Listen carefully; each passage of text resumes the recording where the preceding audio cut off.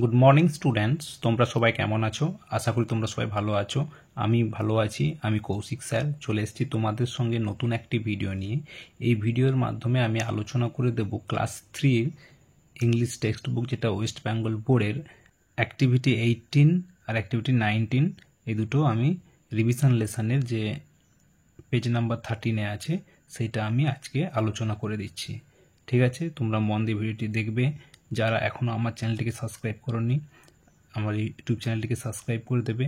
আর যারা এই ভিডিওটি আমার পেজ থেকে দেখছো, ফেসবুক পেজ থেকে, তো তারা আমার ফেসবুক পেজটিকে ফলো করবে। ঠিক আছে, লাইক দেবে এবং সুন্দর একটা কমেন্ট করে দেবে।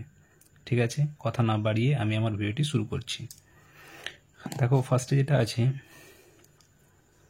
Let's arrange the words given below and make sentences. তো মানে কি, এসো নিচে দেওয়া শব্দগুলো সাজিয়ে বাক্য গঠন করি। ঠিক আছে, এগুলো তাহলে কি আছে, এলোমেলো শব্দ আছে। ঠিক আছে, এটাকে সাজিয়ে আমাদেরকে একটা সেন্টেন্স বানাতে হবে। ঠিক আছে, দেখো কি আছে, স্নপি ডগ পেট ইচ মাই। তাহলে স্নপি একটা নাম, ডগ মানে কুকুর, পেট মানে কি পোষা, ইচ মানে হয়, মাই মানে আমার। তাহলে কি হবে সাজালে, এটা হবে, প্রথমে লিখে নেব Snoopy. Snoopy is my pet dog. তাহলে কি লিখলাম, যে Snoopy is my pet dog. Snoopy is my pet dog মানে স্নোপি আমার পোষা কুকুর। ঠিক আছে, আশা করি বুঝতে পেরেছ। এবার দেখো 2 নম্বরে, লাভস ইট টু বিস্কিটস। তো কি হবে,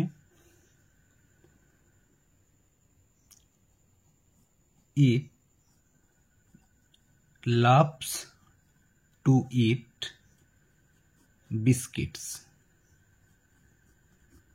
মানেটা কি দাঁড়ালো, এটি বিস্কুট খেতে ভালোবাসে। ঠিক আছে, নেক্সট দেখো, ওয়াক্স ইটস টেল ইট।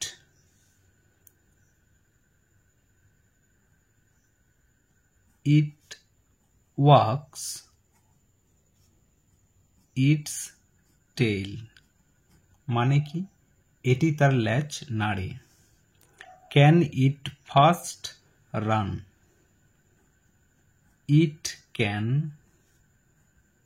রান ফাস্ট মানে এটি দ্রুত দৌড়াতে পারে। নেক্সট দেখো, with it me stay. It stay with me, এটি আমার সঙ্গে থাকে। Looks the Snoopy doctor after. The doctor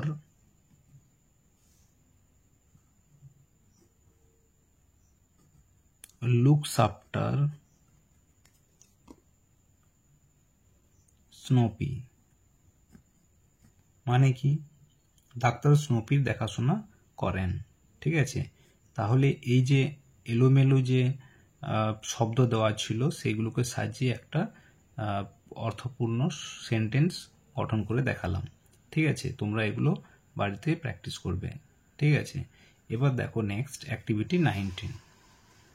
activity 19-এ কি আছে, let's look at the family tree and fill up the boxes with words from the help box. মানে এসো এই যে বংশ তালিকাটা, যেটা ফ্যামিলি ট্রি মানে কি বংশ তালিকা, তো এখানে যে বংশ তালিকাটা দেখতে পাচ্ছ, এটাকে এই সাহায্যকারী বাক্সে কিছু শব্দ আছে সেগুলোকে এখানে নিয়ে লিখতে হবে। ঠিক আছে, এবার ফার্স্টে দেখো কি হবে, গ্র্যান্ডফাদার আর গ্র্যান্ডমাদার। ঠিক আছে, ঠাকুরদা আর ঠাকুমা। তাহলে প্রথমে হবে গ্র্যান্ডফাদার আর গ্র্যান্ডমাদার। বুঝতে পেরেছ? নেক্সট দেখো তারপরে কি হয়, ফাদার আর মাদার। তারপর এখানে কি হবে, সিস্টার, এখানে আই। তাহলে প্রথমে দাদু ঠাকুমা, সেখান থেকে তাদের ছেলে হয়েছে বাবা, তো বাবা মা ছেলে হচ্ছে আমি আর আমার বোন। এইভাবে ফ্যামিলি ট্রিটা সাজাতে হবে, ঠিক আছে। তাহলে আজকে তাহলে অ্যাক্টিভিটি 18 আর অ্যাক্টিভিটি 19 এই দুটো আমি এই ভিডিওর মাধ্যমে কমপ্লিট করে দিলাম, ঠিক আছে। এরপরে বাকি যে অ্যাক্টিভিটিগুলো আছে পরের ভিডিওতে আমি কমপ্লিট করে দেব। আজকের মতো এইটুকুই, টাটা।